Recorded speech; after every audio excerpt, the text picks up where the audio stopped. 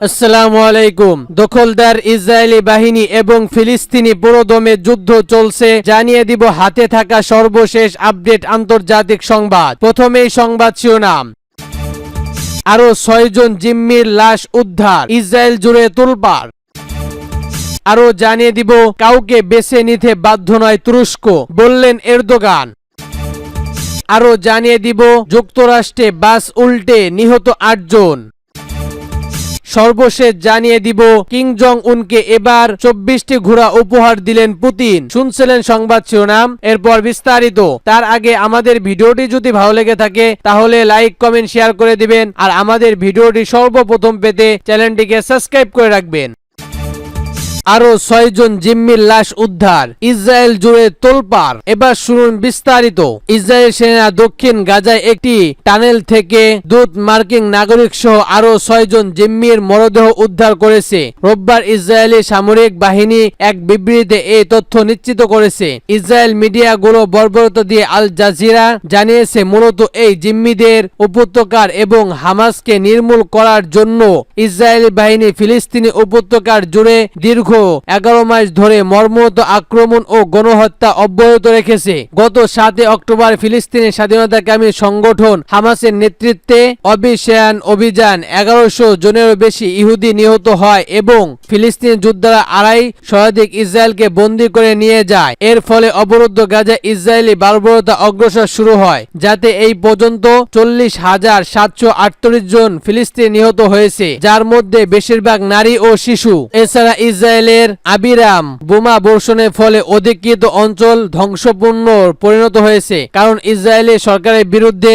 বন্দীদের মুক্তর জন্য অগ্রগত যুদ্ধবিরতি চুক্তি ন্যায় করার অভিযোগ রয়েছে। রোববার ইসরায়েলি সেনাবাহিনী বলেছে মৃতদের দেহ শেষ রফা এলাকা একটি ভূতমুক্ত টানের থেকে উদ্ধার করা হয়েছে। সেই সঙ্গে তাদেরকে ইসরায়েলি ভূখণ্ডে আনা হয়েছে এবং সেখানে এই ৬ জনকে আনুষ্ঠানিকভাবে সত্তনা করা হয়েছে। গাজায় জিম্মি থাকা এই ৬ জনের মরদেহ উদ্ধারের কিছুদিন আগেই তাদের হত্যা করা হয়েছিল বলে বিবৃতিতে দাবি করা হয়েছে। ইসরায়েল বাহিনী জানান তাদের প্রত্যেকের মাথা এবং শরীরের অন্যান্য অংশগুলোর আঘাতের চিহ্ন পাওয়া গেছে। ওয়াশিংটনের নিউজ সাইটে জানিয়েছে এটি মর্মহত প্রতিবেদনে দেখা গেছে তাদের মরদেহ খুঁজে পাওয়ার ৪৮ ঘন্টা আগে তাদের হত্যা করা হয়েছে।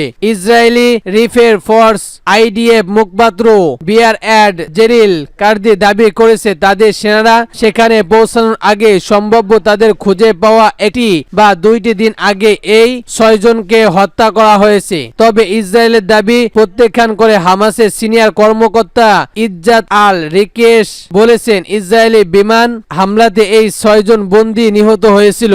আল রিকাশের উল্টা অবরুদ্ধ গাজায় দীর্ঘ ১১ মাস ধরে চলা ইসরায়েলি অগ্রসর এই হত্যাকাণ্ডের সর্বোচ্চ এবং অংশ দাবিদের জন্য যুক্তরাষ্ট্রকে দায়ী করছেন। এদিকে ইসরায়েলের প্রধানমন্ত্রী বেনিয়ামিন নেতানিয়াহুর হত্যাকে এই যথাযথ জবাব দেওয়ার প্রতিশ্রুতি দিয়ে বলেছেন আমরা তোমাদের সবাইকে খুঁজে বের করব। নেতানিয়াহু বললেন যারা জিম্মিদের হত্যা করে, যারা গাজায় যুদ্ধবিরতির জন্য কোনো চূড়ান্ত করতে চায় না।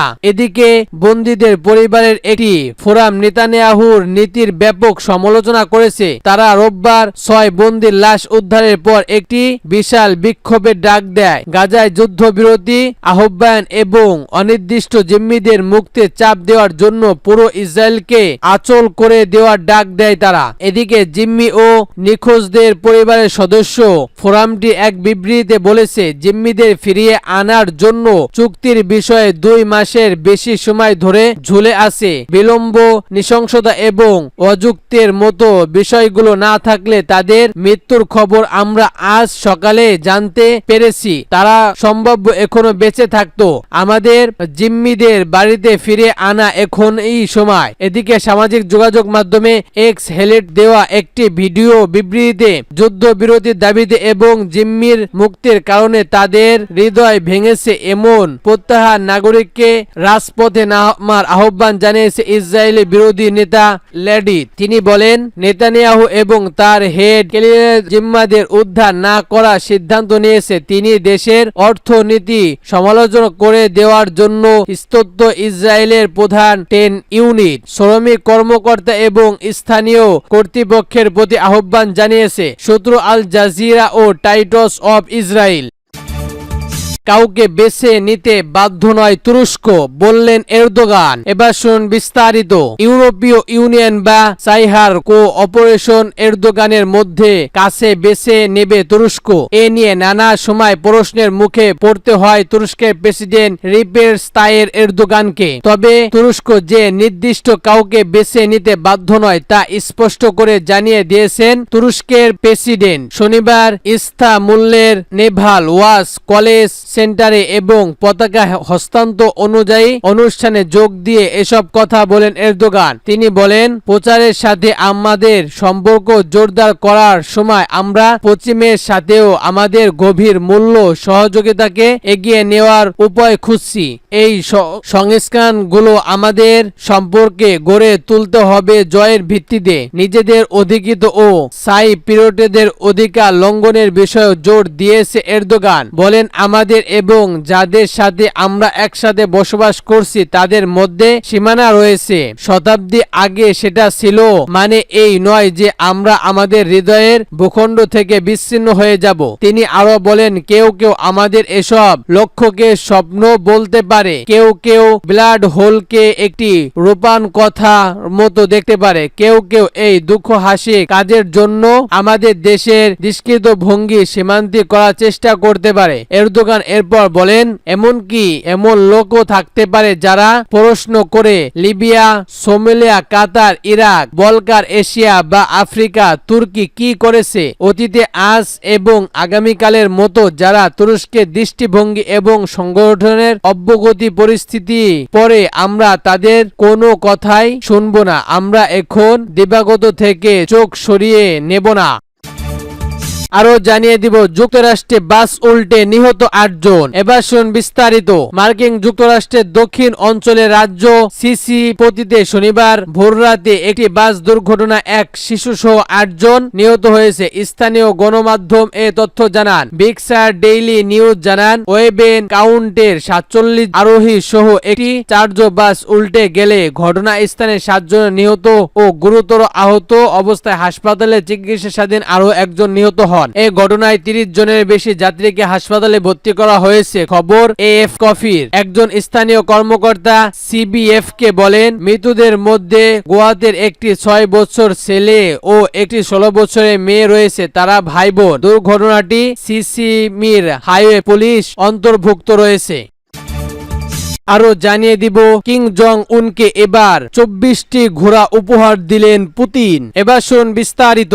ইউক্রেনের যুদ্ধ ব্যবহারের জন্য রাশিয়াকে কামালের গোলা আর্টিলারি পেশ দিয়েছিল উত্তর কোরিয়ার শাসক কিং জং। এবার কিং জং উনকে 24টি ধনুজাত ঘোড়া উপহার দিয়েছে রুশ প্রেসিডেন্ট ভ্লাদিমির পুতিন। রোববার টাইম সামরিক এক প্রতিবেদনে এ কথা জানিয়েছেন। বছর দুয়েক আগে রাশিয়ার কাছ থেকে 30টি ঘোড়া পেয়েছিল পিয়নজিং। এর আগে উত্তর কোরিয়া প্রশাসনের পক্ষ থেকে প্রকাশ করা প্রচারমূলক এক ভিডিওতে কিং জং উনকে পাহাড়ি এলাকায় তুষ পাহাড়ের মধ্যে একটি সাদা ঘোড়ায় চলতে দেখা যায়। কিং জং উন ঘোড়া চলাতে পছন্দ করেন। বিভিন্ন সময় পুতিনকেও ঘোড়া চলাতে দেখা গেছে। ঘোড়া চলা অবস্থায় পুতিনের একটি আলোচিত্র আছে। এতে দেখা যায় খয়েরি রঙের ঘোড়ায় বসে আছে পুতিন। তার পরনে সেরা করা সেনাদের চেয়ে রঙে গেছে। গত জুনে পিএনজি সফরে যান পুতিন। তখন কিং জং উনকে রাশিয়ার তৈরি